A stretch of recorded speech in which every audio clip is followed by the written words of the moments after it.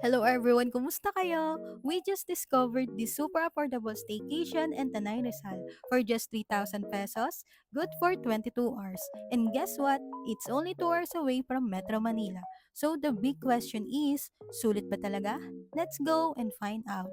This is La Casita Haradia along Marilaki Highway, Tanay Rizal. To get here, just spin Monang Slomi Batangas and dyan kayo mismo antayin ng caretaker nyo. From there, may 6 to 8 minute walk paakyat and tcharan! Nandito na tayo sa cabin 1 of La Casita Heredia, our spot for this day. In this cabin 1, separate ang bedroom, kitchen, and CR. Plus, may veranda and kubo for extra chill. So, itutur ko na kayo. First is itong bedroom. Double bed ito and may electric fan. Simple pero comfortable naman. Important note, the electricity is from solar. So please avoid heavy appliances po. And di ka maboboard here because meron silang Scrabble and Snake and Ladder na pwede nyong laruin. Ito naman yung veranda.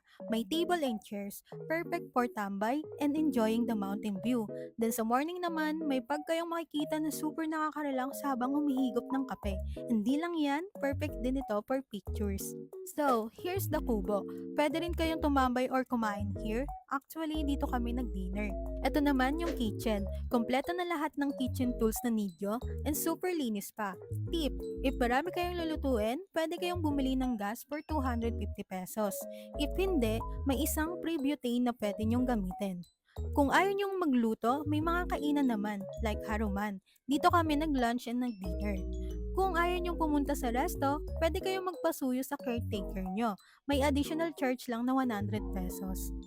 Next is itong CR. Malinis and may reflective glass. Kitang-kita mo yung view sa labas pero hindi ka nila makikita sa loob. Ang galing, no? Final verdict. This staycation is 100% sulit for us because first, budget friendly. It's 3,000 pesos for 22 hours. Second, relaxing mountain view with fog. Third, only 2 hours away from Metro Manila.